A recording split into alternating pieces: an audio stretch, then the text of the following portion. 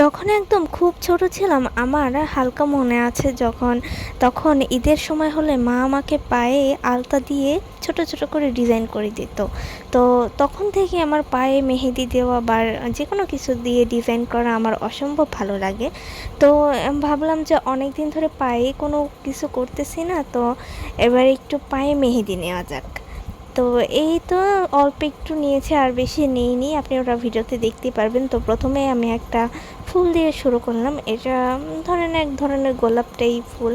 এরপরে পাতা, লতা পাতা এরকম ছোট ছোট লিফ দেওয়ার চেষ্টা করছিলাম।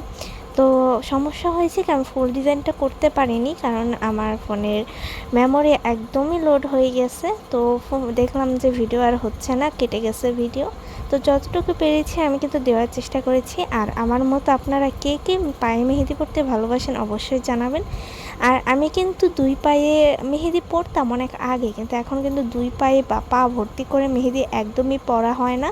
মানে একদম অলসতা জোরে হয়তো বা, কিন্তু আমি ইদানিং এক পায়ে মেহেদি পরতে অনেক বেশি ভালোবাসি। আর এক পায়ে একদম গর্জিয়াস না, শুধু এই এক সাইডে সিম্পল করে একটু ফুল দিব, এতটুকুই। আর যে কোনো ডিজাইনে আপনারা একটু ডিটেল কাজ করার চেষ্টা করবেন। ডিটেল কাজগুলোতে একটু মোটা মোটা করে দেবেন, একটু পাতলা মোটা, মানে দুইটা মিক্সড করে দিলে কি কালারটাও সুন্দর আসে, দেখতেও ভালো লাগে। আর একদম পাতলা পাতলা করে দিলে দেখা যাবে কি মেহেদিটা কালারটা অনেকটা হালকা আসবে আর তাড়াতাড়ি উঠে যায়। আর যখন আমরা ব্রাইডদের কাজ করি, আমার ব্রাইডের কাজগুলো দেখে নেবেন আপনারা। ব্রাইডাল মেহেদি যেগুলো আমি করি, আমার পেজে কিন্তু সবই ছবি, ভিডিও, রিলস ওগুলো সব আপলোড করা আছে। তো সেখানে দেখবেন আমি কিন্তু বেশিরভাগই মোটা মোটা করে কাজ করি, কারণ মোটা মোটা করে কাজ করলে কি মানে কালারটা অনেক সুন্দর আসে, দেখতেও অনেক ভালো লাগে।